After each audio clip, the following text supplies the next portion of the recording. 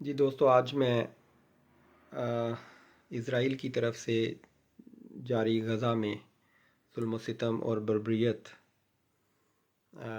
کے پیچھے جو محرکات ہیں ان پہ کچھ بات کروں گا۔ دوستو، دنیا میں جتنی بھی جنگ و جدل یا لڑائیاں ہوئی ہیں یا ہو رہی ہیں، اس کے پیچھے بنیادی طور پر بزنس، تجارت، معیشت یا اکانومی جیسے محرکات ہی کار فرما رہے ہیں۔ بزنس مین یا سرمایہ دار یا کیپٹلسٹ ہمیشہ اپنی تجارت کو، اپنے بزنس کو بڑھانے کے لیے، اپنی پروفٹیبلٹی کو انکریز کرنے کے لیے یا اپنی کاسٹ آف پروڈکشن کو ریڈیوس کرنے کے لیے کچھ نہ کچھ پلان کرتا رہتا ہے، اور بڑے بڑے سرمایہ دار اپنے پلانز اپنی حکومتوں کے ساتھ شیئر کرتے ہیں، اور وہ حکومتیں اپنے نیشنل انٹرسٹ کو سامنے رکھتے ہوئے ان پلانز پر عمل درآمد کرتی ہیں۔ آج سے تقریباً 150-200 سال پہلے یورپ سے ایشیا اور ایشیا سے یورپ تک تجارت اٹلانٹک اوشن کے تھرو ہوا کرتی تھی۔ تجارتی جہاز یورپ سے ایشیا اور ایشیا سے یورپ ہزاروں مائلز کا ڈسٹنس، مہینوں کی مسافت کے بعد طے کر کے اپنی منزل تک پہنچا کرتے تھے، جس پہ اربوں ڈالرز ٹرانسپورٹیشن کاسٹ آیا کرتی تھی۔ پھر کسی نے سوچا کہ کیوں نہ میڈیٹرینین سی کو ریڈ سی کے ساتھ کنیکٹ کر کے یہ جو ہزاروں مائلز کا ڈسٹنس ہے اس کو شارٹ کر کے چند 100 کلومیٹر پر محیط کر دیا جائے۔ تو لہٰذا آج سے 150 سال پہلے ایجپٹ کے تھرو ایک آرٹیفیشل کنال بنائی گئی، جس سے ریڈ سی کو میڈیٹرینین سی کے ساتھ کنیکٹ کر دیا گیا،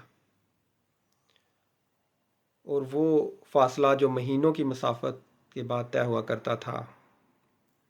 چند دنوں پر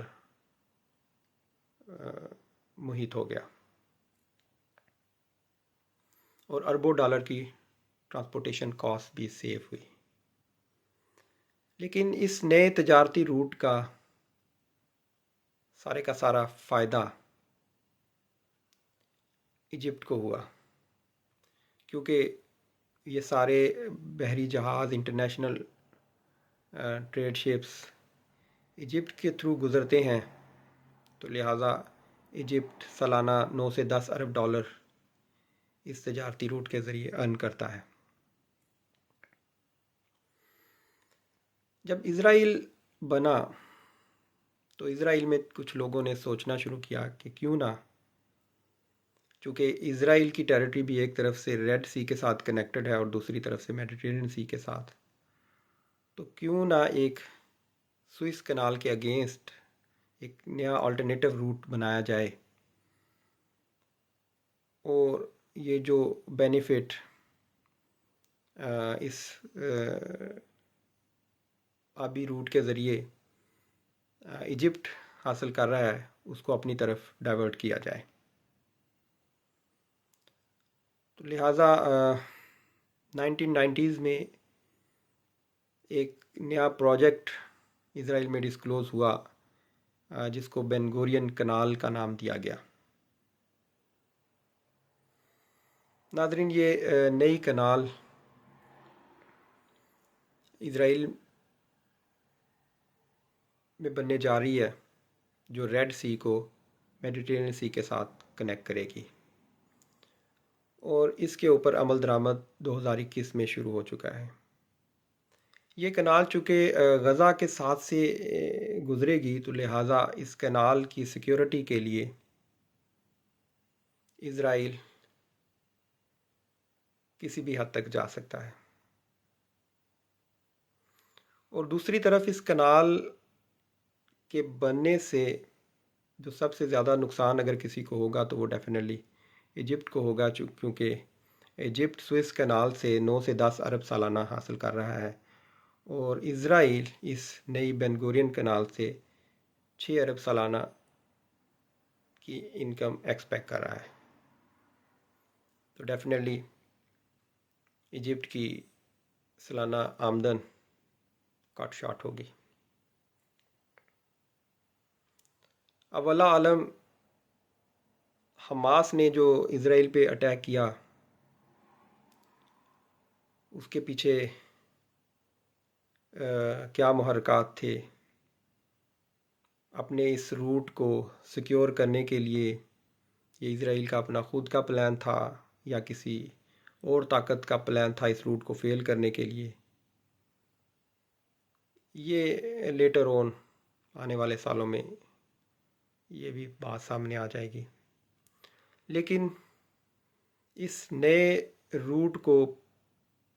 کامیاب کرنے کے لیے یا پروموٹ کرنے کے لیے جہاں مختلف اور حربے استعمال کیے گئے،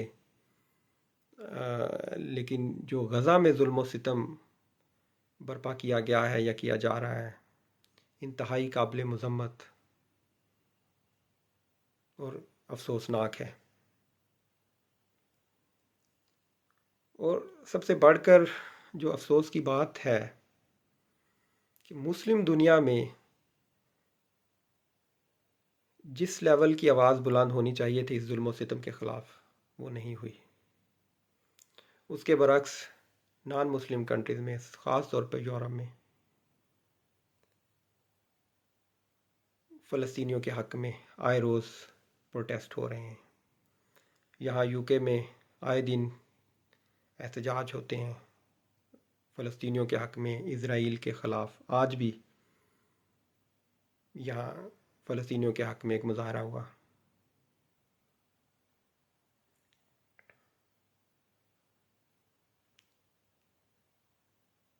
کچھ دن پہلے مجھے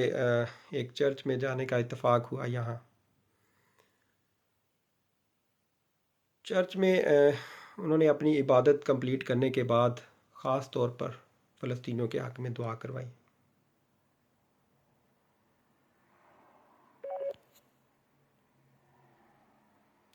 دوستو، نان مسلم کنٹریز میں تو فلسطینیوں کے حق میں آواز بلند ہو رہی ہے،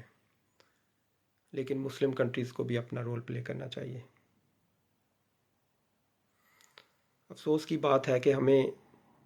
ہمارے اندرونی معاملات میں اس قدر الجھا دیا گیا ہے کہ ہمیں خبر تک نہیں کہ غزہ میں 30,000 سے زیادہ بے گناہ لوگوں کو شہید کر دیا گیا ہے۔ آخر میں انفرادی طور پر غزہ میں ہونے والے اس ظلم و ستم اور جبر کی پرزور مذمت کرتا ہوں اور اقوام عالم سے اپیل کرتا ہوں کہ اس ظلم و جبر کو جلد از جلد رکوایا جائے۔ Thank you.